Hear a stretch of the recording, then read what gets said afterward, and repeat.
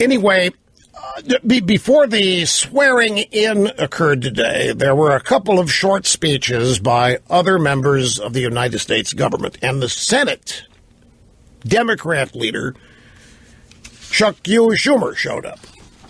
And I have a couple of sound bites that I want to share with you because it illustrates the difference. And by the way, folks, let me tell you one other thing that's coming up. I don't want to sprinkle pessimism on the program today by any stretch because I don't feel any. But I do think that going forward, given how earnest and excited and committed Trump is to his agenda, you need to know that there are a whole slew of people who are devoted to stopping him. And they are in government, and they're in Washington, and they're not elected. There is a whole cadre of people who are just waiting for the right times to undermine Trump and his agenda. They're not elected, and you can't get rid of them. Reagan also referred to them, and it is the bureaucracy. And I will explain this in greater detail as the program unfolds. You might remember yesterday, I had a piece in the Politico that was, for the first time in the post-election period, an honest appraisal and assessment of the absolute disaster that has befallen the Democrat Party. I shared many of the salient details with you from this piece. Again, it was a Politico piece. And it was honest and forthright in detailing just how far gone the Democrat Party is as a result of this election. It was honest about how many seats they've lost, about how few governorships they now control, about how they don't have a bench. The big names, the claims to fame, the people they're looking at to be president next are all 70 years of age, and their names everybody knows.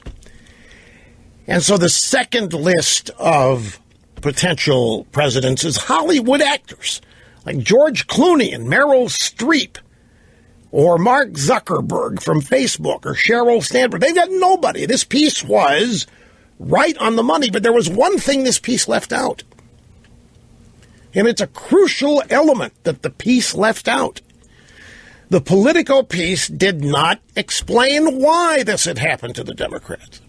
And that means, in my mind, they still are not willing to acknowledge why they lost. They're telling themselves to this day the Russians did it. Even though Obama commutes the sentence of a traitor, Ashley Manning, who turned over hundreds of thousands of military and national security documents to WikiLeaks. And Obama said, not a big enough deal, I'm commuting the sentence. And yet on the other side of his mouth, Obama comes out and rips WikiLeaks for helping to undermine Hillary's presidential election.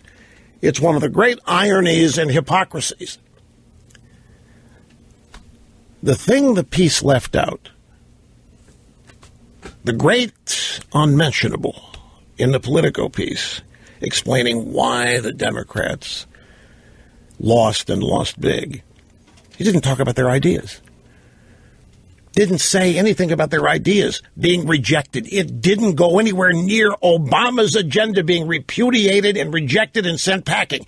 It did not refer to the fact that this country doesn't want any more liberalism, as they have learned what it is after 8 years of Obama. And because the piece didn't mention that, it tells me that the Democrats still don't know why it is they lost.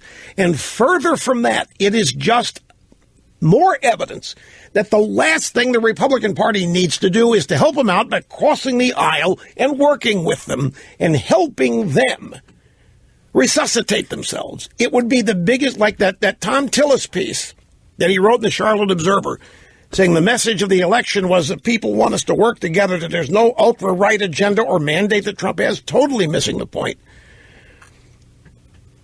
The opportunity to keep the Democrats in this vast minority state is there for the taking. Now, here are the two Schumer bites, because these demonstrate totally the difference in vision that we have and the Democrats have. Let's get number 22 since, we'll play them both. I've got time. I just noticed the error on the clock. I've got time. Play both bites. Here's the first one. We live in a challenging and tumultuous time, a quickly evolving, ever more interconnected world, a rapidly changing economy that benefits too few while leaving too many behind, a fractured media, a politics frequently consumed by rancor.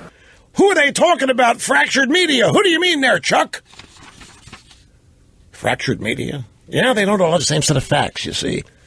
Wonder where he's talking about fractured media. Challenging, tumultuous times. Rapidly changing economy, benefits too few. So here we go. Now wait till you hear this next bite. We Americans have always been a forward-looking, problem-solving, optimistic, patriotic, and decent people. Yeah, but? Whatever our race, religion, sexual orientation, gender identity, whether we are immigrant or native-born, whether we live with disabilities or do not, in wealth or in poverty, we are all exceptional in our commonly held yet fierce devotion to our country. No, we're not. And in our willingness to sacrifice our time, energy, and even our lives to making it a more perfect union. You did not hear Donald Trump divide the people of this country as he was talking to them, but listen to Schumer.